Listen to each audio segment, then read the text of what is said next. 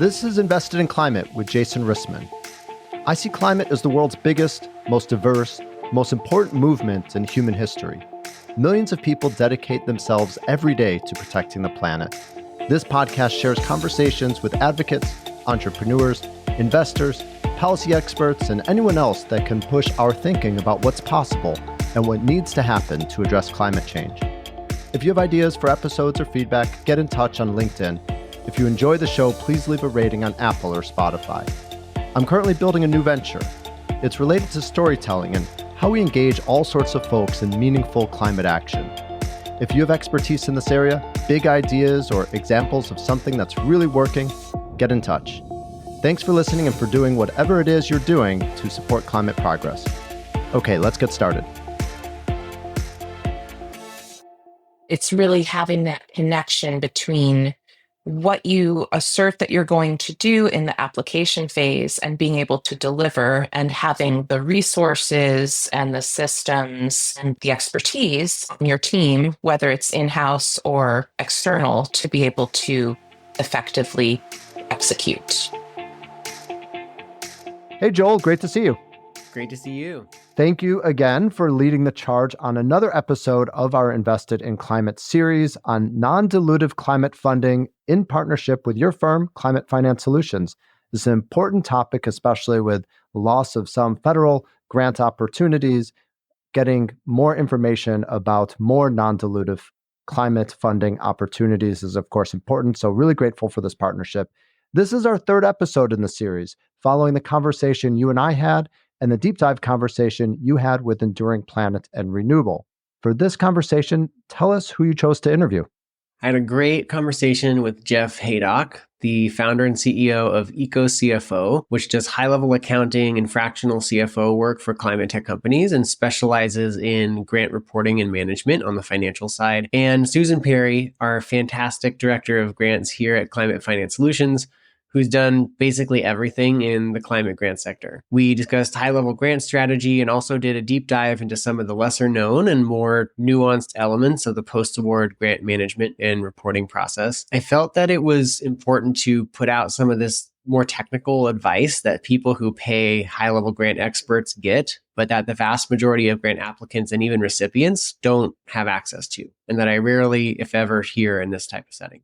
Fantastic. Making sure that manage expectations and let folks enter the grant process, really knowing a bit more about what to expect.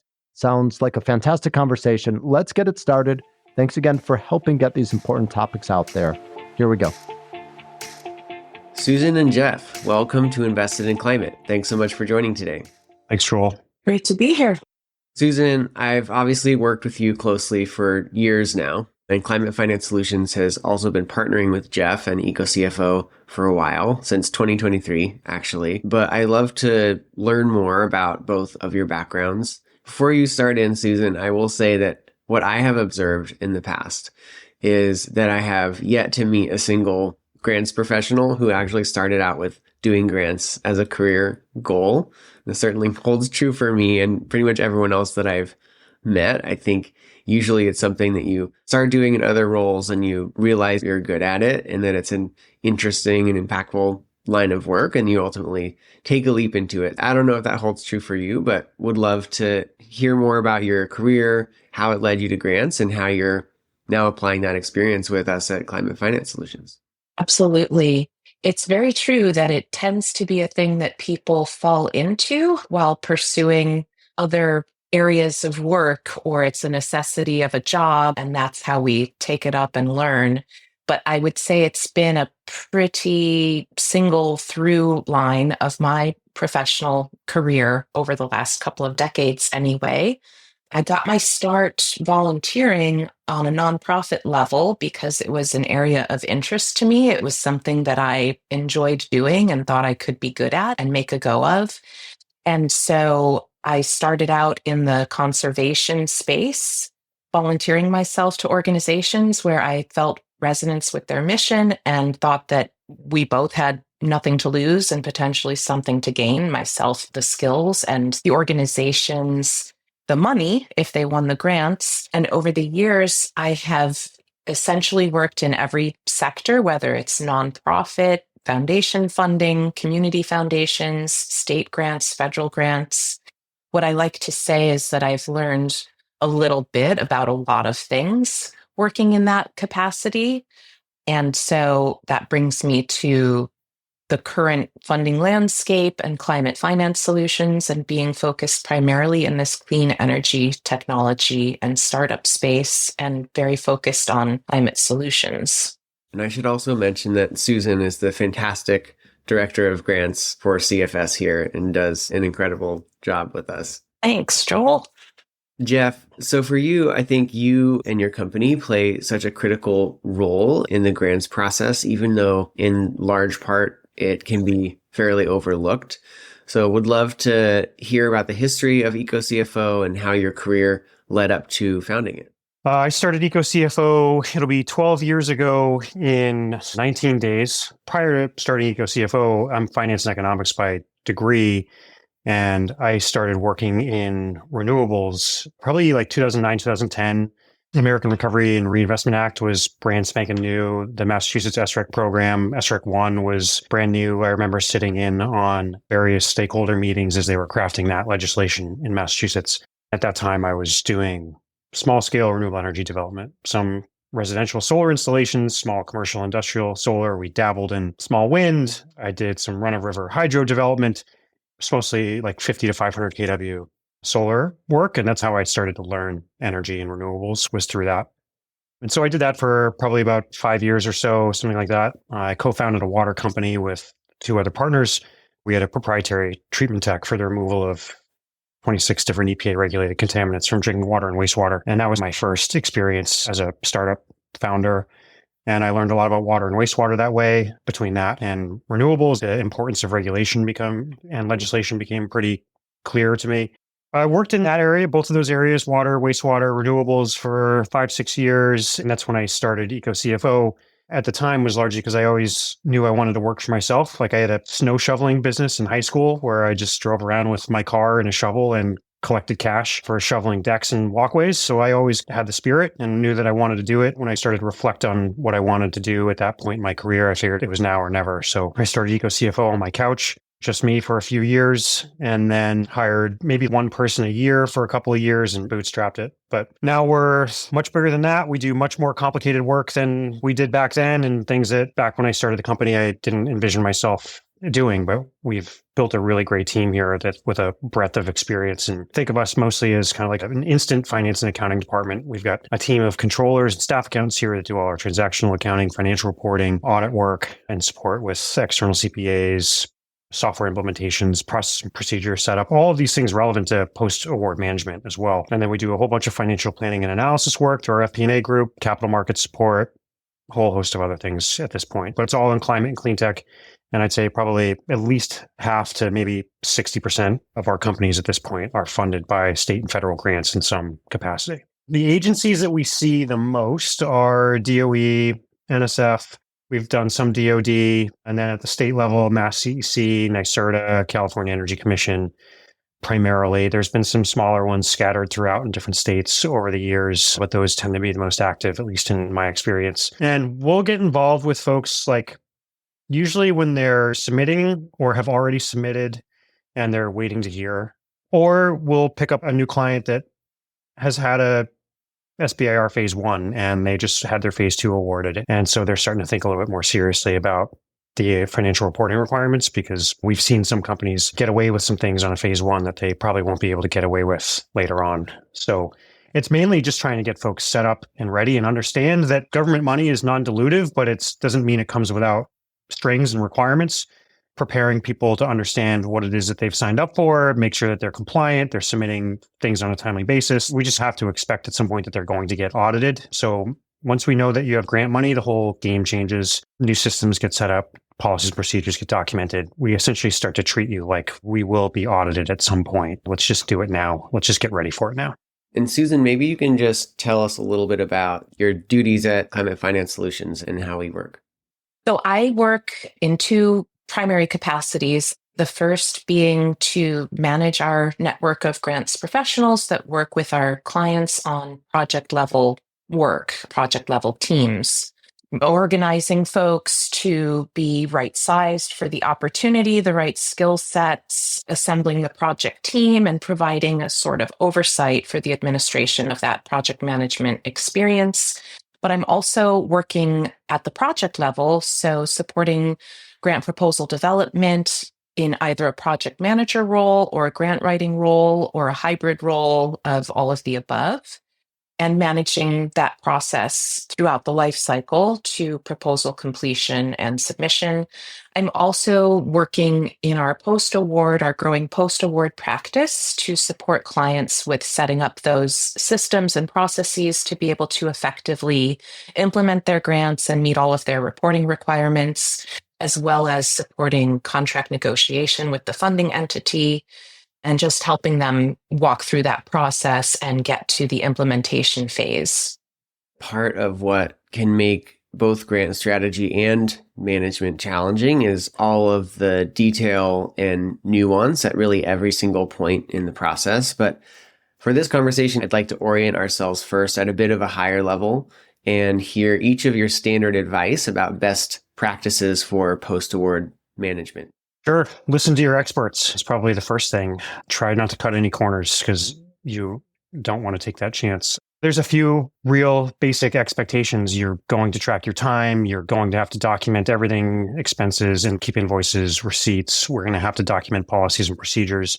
We like to do kind of like a baby audit of sorts of how everything works and functions today so that we can identify the areas of weakness, things that we might want to modify to set you up to be successful in your post-award reporting.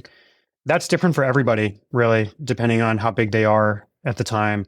So from my perspective, every situation is unique, and we treat it that way. Once we've had a chance to kind of review how your financial reporting function works today, then we'll make some recommendations and work with you to figure out what works best for your team that's in compliance with what the government requires. Ditto everything that Jeff said. The most important and guiding factor should be follow the guidance of the funding entity. Work with that agency or organization to determine what it is you need to do and the best way to accomplish what you need to do. In most cases, the funding entity will assign a person to you or some resource to you as the awardee to be able to set up that process and to be able to be clear about what it is you need to do and to be able to do it well. Following those guidelines and that process are the best bet for being compliant and having a successful process and being able to reach a good conclusion to the project. There are all kinds of systems and platforms that are available to help awardees with that process, but really being able to follow the advice of the funding entity, the process, and the guidelines of that funding entity should be the guiding principle there. There are all kinds of additional things that you can do to be compliant. We help clients walk through those options and set up the systems that are right-sized for them and are going to help them. Over communicating and over documenting, I think, are better, at least at first, because it's hard to then go back and create that information or find that information. You can always whittle it down and eliminate things that you find that you don't need, but it's better to over communicate and have everything that you need, at least initially. Definitely agree with all of that. Cosign. And Susan, all of the work that we do pre-award really sets the stage for all of these things that come after in the post-award management realm.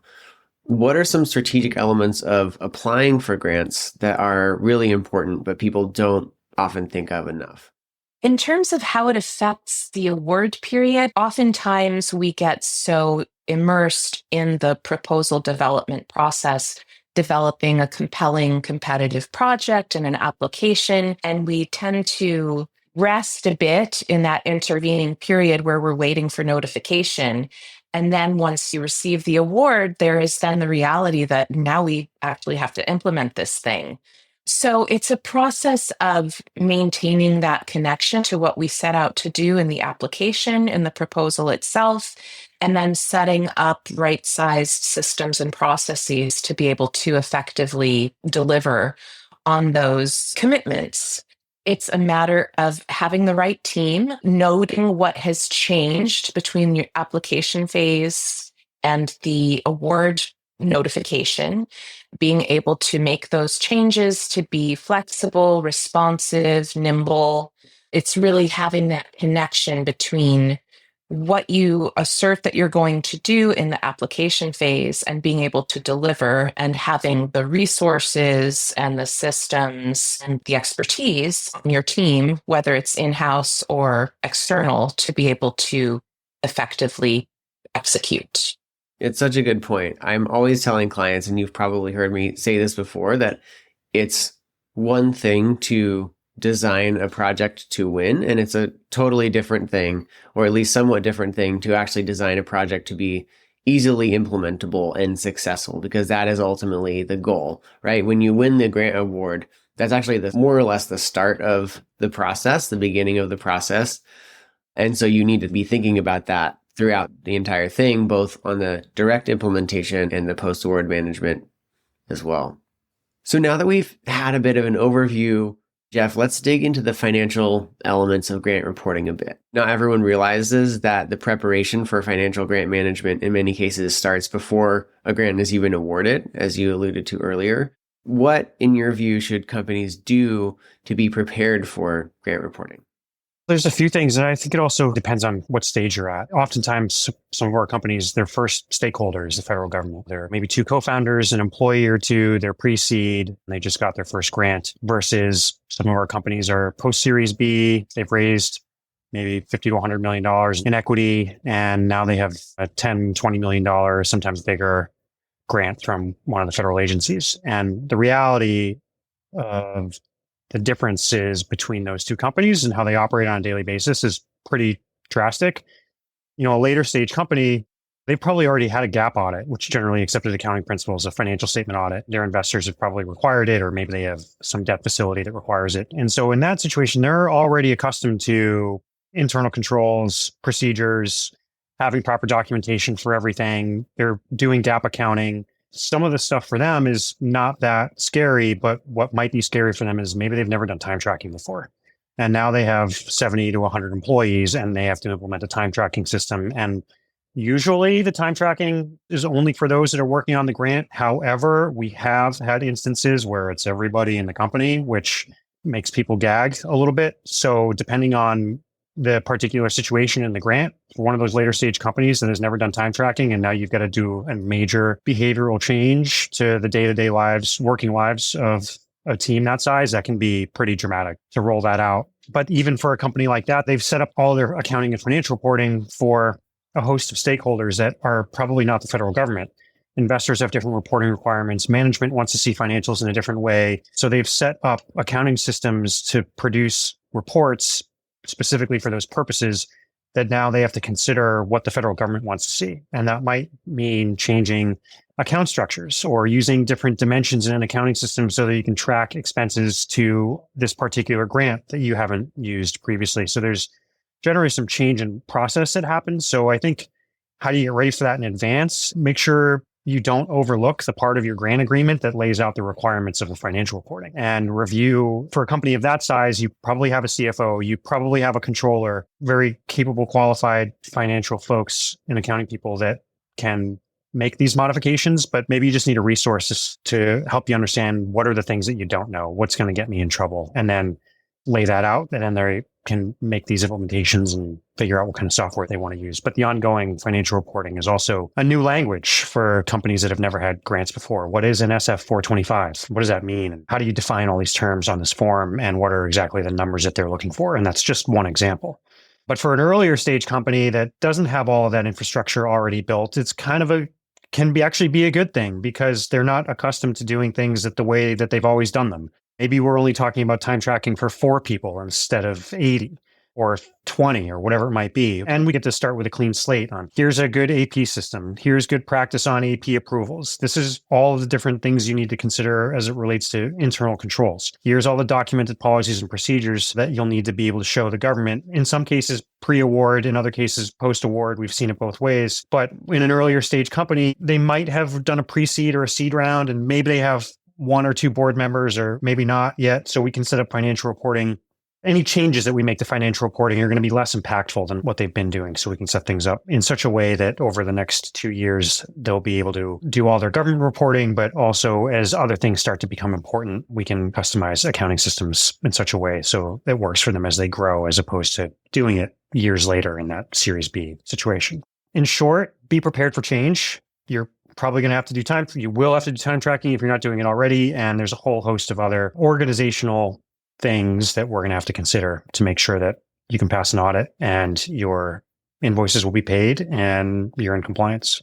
I'm glad you brought up audits. That's one of the areas that people really think about the least, but it can obviously be highly impactful on a business, both in terms of preparation and just risk. So how common are audits related to or following on grants? What actually happens when you're audited, and what should people do to prepare for them?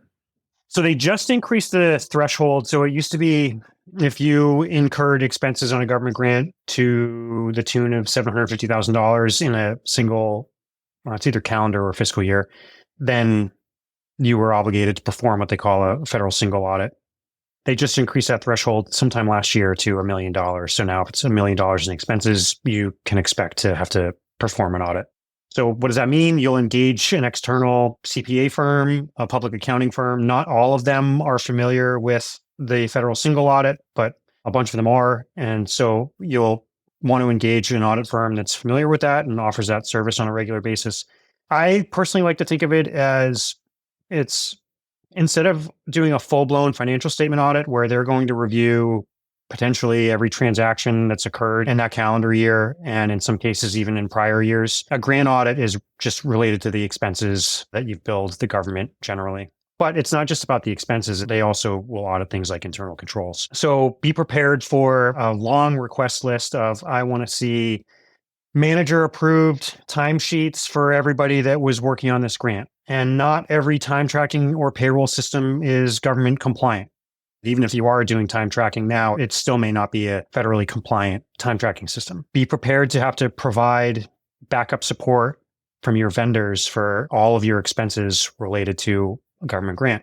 That seems like that can be an administrative lift, and it is. But that's why we set up good procedures throughout the course of the year so that when audit time comes, you're not going back to your vendors to try and find all that information. And then oftentimes, you probably generally will need it when you even submit an invoice. So an auditor is going to pick through everything in your financials and everything that you build on that grant. You should be prepared to defend every transaction, every timesheet, documented policies and procedures, and proof that you're following them.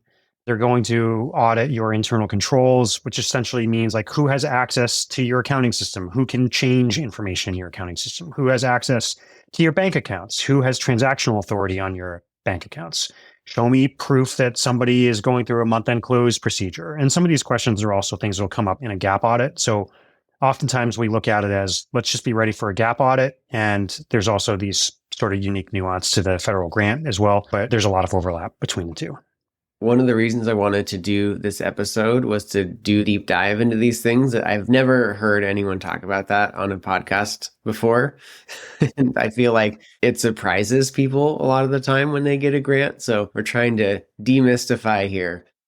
Something that we have seen before that would be a recommendation that grant recipients should consider is don't fill out timesheets retroactively. Folks hate filling out timesheets, and sometimes they'll fill them out 6 months after the time was actually spent, and that's not good practice and not compliant. So you should be filling out timesheets every time you run payroll, and they need to be approved by the manager and signed off on by the employee because everybody's busy. Everybody's doing what they started their company to do. Filling out timesheets is not something that they think about, but oftentimes that's where we see founders get tripped up, is that they are filling out timesheets 6 months later, and that's not good. So Susan, let's talk about the technical side of post-award management. Just at a high level, what are the most important components of technical reporting? Clarity around what it is you're meant to report on, and agreement with your funder around what you're meant to report on and when. So specific milestones or metrics that should be met and in what time period, and what level of documentation your funder is looking for to fulfill documentation of meeting those deliverables. And there's a really wide range. For a private foundation funder, it might be something as simple as sending a letter at the end of the award that summarizes what you did, and all the way up to federal funders where there is very specific and detailed documentation that's required on a time-sensitive basis. So I think just understanding what it is you're meant to report on and how that reporting should be conducted and delivered is the overarching guideline there. And a lot of companies do what I informally call brute force reporting, where they don't really have a ton of systems set up. And even when they have a larger grant, they sometimes have a bit of a fire drill, pulling together information every single time a budget period is over or a report is due, and just putting that information together on the spot. What do companies need to do for their technical reporting to not only be successful, but efficient? That's a great question. It's really a little bit of prevention up front. So a little bit of front end planning can really go a long way to avoiding last minute chaos, confusion, and errors around reporting to ensure that you are compliant with the technical side, your performance metrics, performance reporting, program outcomes, things of that nature. Setting up the systems and processes on the front end is really important.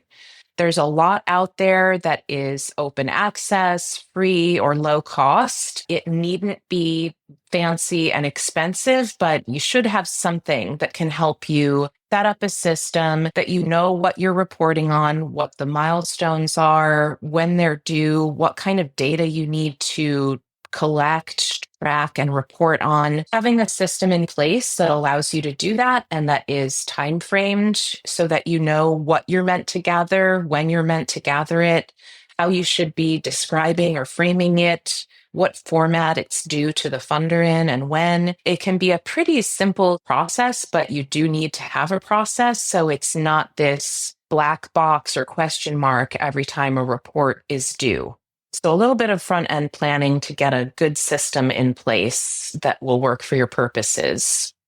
Folks don't always think about the entire grants process holistically, but I think post-award management does not function in isolation, and you're ultimately reporting on a project scope that you yourself developed and proposed, so you don't have anyone else to blame if it's difficult to implement. So what can people do during the grant application process to make post-award reporting easier? This is an important one. Certainly, the more detail that you have in your application, the more competitive your application is going to be because it prevents or avoids any of those kinds of questions from the funder or from a review panel that say something is not clear here. How will you accomplish X? When will you accomplish Y? That's all covered in a very detailed project plan. Hopefully, you are putting forward activities that are time framed, realistic, attainable. They have measures attached to them or are otherwise quantifiable. The more detailed that plan is, not only the more compelling and competitive your application is going to be, but you're basically already creating your grant management plan. That is the plan by which you will assess how you're doing in the implementation phase. You'll have a very detailed boilerplate for what it is you're going to do to implement and execute. What's being done when, by whom, how will you know to measure it, how will you measure it, who will measure it, when will you measure it? All of those details should be in the grant plan itself. And then you can use that as a template for the reporting period or for the post-award management period. So again, that front end planning and level of detail goes a longer way beyond the submission deadline or the application deadline. It is really going to be the basis by which you can manage the project scope of work itself. And just to build on that, there are a couple places where there's this really important but nuanced balance that you have to strike. In your scope of work, for example, you need to have a sufficient number of tasks and subtasks to have enough detail to fully describe your activities and give the agency confidence that you can actually successfully execute the project, but not so many that reporting is like a nightmare. And you're creating all of these extra and really unnecessary reports for these superfluous tasks. Similarly, with budget periods, there's this balance between having enough milestones that are sufficiently ambitious that you're viewed as making enough progress for each period on innovation or project development, but you can be confident that you'll be approved to move on to the next budget period. Part of where you get some syncing between the two is during the award negotiation period.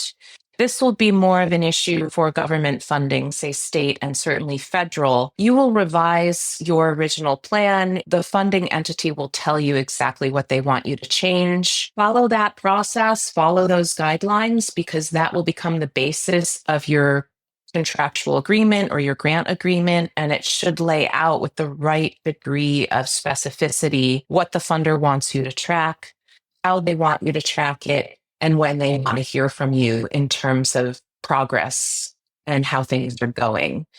So coming to an agreement around those specific deliverables, the timing of those deliverables, and how the funding entity wants you to communicate, I would engage in that process and just follow the funding entity's lead.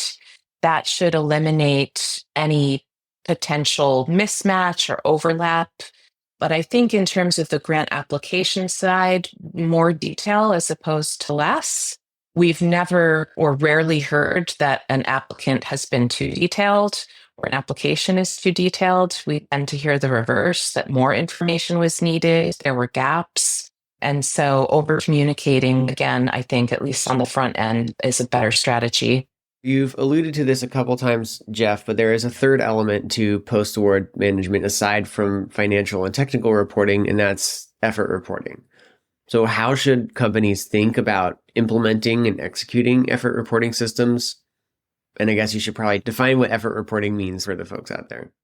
The first issue is just to understand, not every effort reporting or time tracking system is compliant with what the government requires. And so the first thing is make sure you understand what the requirements are, because you might be tracking your time already, but the system doesn't meet the requirements. So first things first, understand what it is that you need your time tracking system to do. And then at that point, it just comes a question of that system has to play nice with all of the other existing systems that you have in place. Depending on what you're using for a payroll system, your time tracking may or may not sync well with your payroll system. And if it doesn't sync well with your payroll system, then you've got to consider the manual work that will come along with making sure that payroll and timesheets tie to each other and work. And if you don't want to do that manual work, then you're thinking about a payroll migration. But maybe you're using a payroll system that's also wrapped up with your benefits administration, in which case now you're talking about a benefits switch too, which is a big deal. It's a lot of work. So you're going to want to make sure that your time tracking system is going to play well with payroll, but that it also will interact well with whatever you're using for an accounting system, whether it's QuickBooks Online or desktop or Sage Intacct or NetSuite, or if you're further along, then you might be into an even bigger piece of software, but those are the ones that I think we probably see most commonly. It's really not just, is my time tracking system compliant with what the government wants, but does it play well in the ecosystem with all the other software and processes that I'm using? Who's going to administer it? Do I have somebody on my team that is already running payroll? And if so, are they up for the task of making whatever changes need to be made, if any, in order to be compliant? Or should you go get some external help or find a new person either in replacement or supplementary to what you have existing? And then you've also got to consider the rollout. It's not just, is it government compliant, but is my team, is this user friendly? Is this going to be a headache and a nightmare for my team? It probably will be to some extent, unless they're already time tracking. But finding something that's user friendly as well is super important, because it's already not a task that most people enjoy doing. Trying to take some of the sting out of it will help with adoption. Because oftentimes one of the biggest issues that we run into is, what do I do if my team isn't submitting their timesheets on a timely basis? And now that's a whole different issue to consider. In some cases, that might mean company policy is, sorry, you don't get paid if you didn't submit a timesheet. It's a pretty draconian way to view it, but we've seen it done that way. You kind of have to take a step back and think about how significant is this change for how we do things on a daily basis, because it's not just about adding a new system. It's about how it's going to affect everything else that's going on around it. All of these things that we've been talking about sound extremely complicated, and I think that we've probably all found that it's not always necessary for companies to seek outside support for these processes, but that it can be very helpful for both pre and post-award processes. So in making that decision, to help companies in making that decision, in what situations would you say it's helpful to hire a consultant rather than solely using existing internal resources or hiring more employees? This is a good question. For newer and more novice grant-seeking entities, it's going to be important to bring on that kind of support and expertise just because of the many complex requirements related to financial and performance reporting. Newer organizations, newer to grants, are just not going to have that level of expertise necessarily or the bandwidth to be able to effectively manage it unless you are a very seasoned and extensive sort of grant seeking organization like a university system or a health system that has departments dedicated to managing and understanding this process and have individuals with industry certifications in those disciplines or areas of management. It makes sense to onboard that talent and that resource just to be able to not have to think about it, to not have to worry about it to the same extent. You'll know that you have the resources in place that know what they're doing. They'll be able to effectively manage the process throughout the life cycle and keep you compliant and be able to set you up for success to be able to get your next funding. So I think in most cases, and particularly for the kinds of companies and clients that we represent, it's important to be able to bring on that expertise. Having a high success rate is really the name of the game. Any company can put together a grant application, but the question is, are you consistently putting together winning applications at a rate where these very large, time-consuming, and complicated grants have a sufficient return on investment? And you make a really good point. It's not just about winning, but it's also about the team's bandwidth, right? So we work with a lot of later stage companies that do have that internal expertise, but the people that have that expertise are the leadership team or really high-level engineering folks. And filling out grant forms is not their highest and best use of their time. And so there are a number of value propositions that consultants can fulfill on the pre-award side. And because grants are periodic, you don't always apply for grants. And our philosophy is really to help our clients apply for a smaller number of grants that have a higher dollar value and a higher chance of success, especially if you're taking that strategy. You're not going to be applying for grants all of the time. And so bringing on someone full-time doesn't always make sense. Having a really knowledgeable consultant can help you be more successful and also be more cost-effective as well. Well, I think you both nailed it. I think one of the differences, not being an engineer or a technical person on the outside looking in a little bit on this, I'd say one of the differences between the technical side and the financial side is that we don't see a lot of finance and accounting people on founding teams. Even if an early stage company wanted to do it themselves, they might at least have the technical knowledge, at least on the subject matter, maybe not the process, but the subject matter. But it's tough from a finance and accounting perspective because we don't see a lot of that on early stage founding teams. Later stage, I would wholeheartedly agree. We see that pretty frequently. Companies that had it not been for their grants, we probably wouldn't even be talking to them because they've grown out of us. They have a CFO, they have a controller, they have a whole accounting department.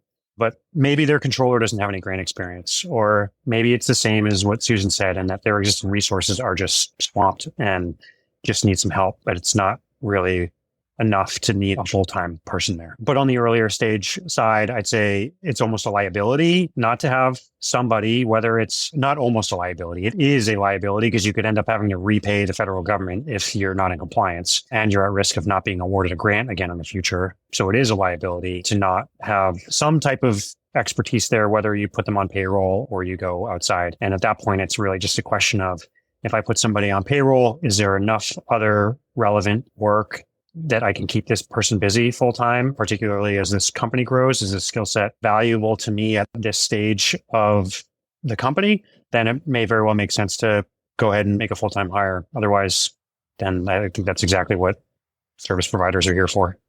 Susan, if companies do hire a consultant, how can they ensure that the collaboration runs smoothly?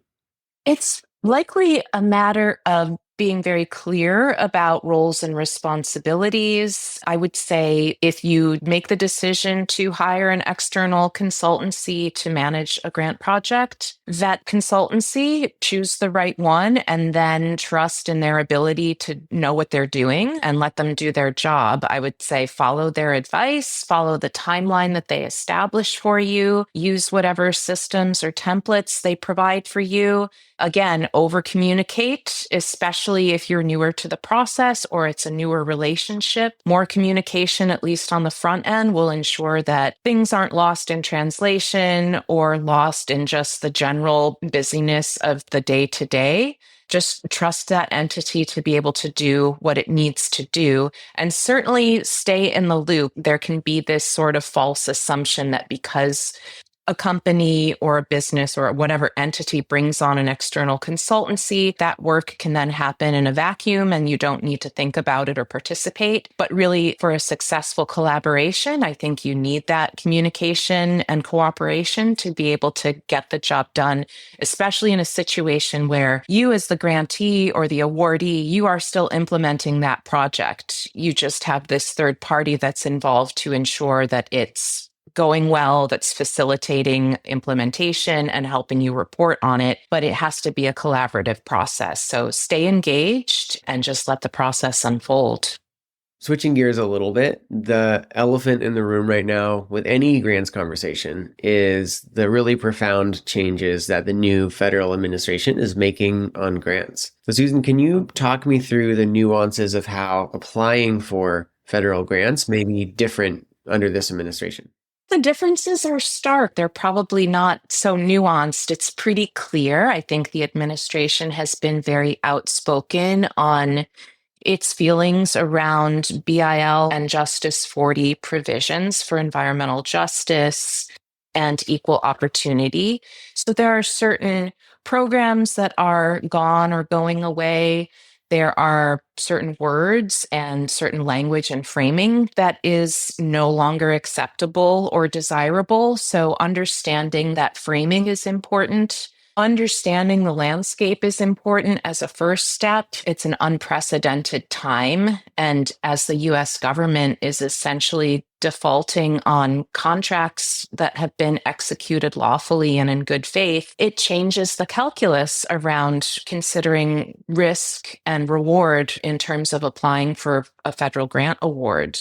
So that being the first piece, understanding the risks involved. And if you do decide to pursue federal funding, then framing your application in a way that it's going to be best positioned in terms of language and scope to align with current federal priorities, both administrative and grant making. Certain language shifts are just necessary. It doesn't mean that those works can't continue, that investment in communities and projects that are of high value and advance certain agendas can't continue. They can. It's just a matter of the right framing. So where we might have seen language around disadvantaged communities, environmental justice communities, and communities of color, we might now use language around emerging workers, limited access to funding and training. Whereas before we might have seen language around environmental justice communities, we might think about communities or areas, geographic areas that have infrastructure needs, public health and safety needs, quality of life needs. Before, we might have used language around clean energy or a just transition, especially for frontline communities or environmental justice communities. Now we're talking about innovation, American energy innovation, American energy additionality, American energy independence and reliability. So it's framing around a new set of priorities that are very much still about energy independence, security, resilience, etc. Even energy dominance. Unleashing energy dominance. It's that kind of more assertive or active language that sanitizes some of the EJ community benefits stuff that we've seen in the past. I think you're right that the differences are pretty stark, and it even goes beyond framing and language to opportunity selection, right? The risk calculus is different. The available opportunities are different. The project scoping, the project design, the partners, the siting, all of these things are actually going to change or at least be reconsidered under this administration. So there's both quite a stark change and a lot of nuance underneath all of those different elements. And on the post-award management side of things, Jeff, are you anticipating any process changes to federal grant reporting or management under the new administration? We are probably just thinking that we continue to be diligent and meticulous in preparing for being audited, really. That's the best thing that we can do. At the moment, as of now, I don't have specific evidence or support on a specific change coming as it relates, but who knows? The best thing we can do is just continue to be meticulous so that if something does change, we've been as detailed as we can be, so we manage the risk that way. Yeah, we're recording this in mid-April, so we're less than 3 months into the administration, and already there have been a lot of changes. So we'll see how it goes as we move forward. Of course, the federal government is not the only game in town, and there are still literally hundreds of billions of dollars of climate grant funding available worldwide. Susan, I'd love for you to give a bit of an overview of the other sources of grant funding that climate tech companies and climate-related organizations can access. Certainly state level funding, particularly states that remain committed to clean energy agendas and climate agendas, such as California, New York, Massachusetts, Vermont. Looking to any and all of those sources is part of a good comprehensive strategy to stay focused and stay agile in this environment. It's an interesting time to see how, for example, private philanthropy might step in to fill some of the gap that this current federal or government funding ecosystem leaves open as these policy changes are being enacted. Certainly, community foundations, corporate philanthropy, other private sources, foundation level funding, businesses, for-profit entities may be less eligible for these kinds of funds, but partnering with a nonprofit organization or a unit of local government can change that eligibility calculus. So being a partner in an endeavor where the lead applicant would have nonprofit status to be eligible to apply, working with an accelerator or incubator entity like Elemental that can serve as a kind of philanthropic concierge or pass-through entity for funding from foundations and private donors that can help to de-risk and scale and commercialize climate technologies. That's another option. And we'll have another episode in this series where I'm guest hosting all about European grant funding. So companies looking to other geographies, whether that is Europe or Canada or other regions, if those regions are on your roadmap sometime in the next couple of years, you should probably be looking into grant funding in those areas. Europe still has massive amounts, hundreds of billions of dollars of climate funding available. So that's something to look at, although you don't want to chase funding too far off of your roadmap. So that's always a consideration. Just to wrap it up here, we all know that it can be challenging to work in climate in general. And I think in our part of the climate sector, there's quite a bit more volatility than usual, as we were just talking about. But there are also always bright spots that we can focus on to help keep us going, whether that's the work we're doing in the climate sector, our personal lives, the world in general. So let us in on what's keeping you hopeful right now. There are way too many highly intelligent, innovative, and invested people in this game to just pick up their ball and go home.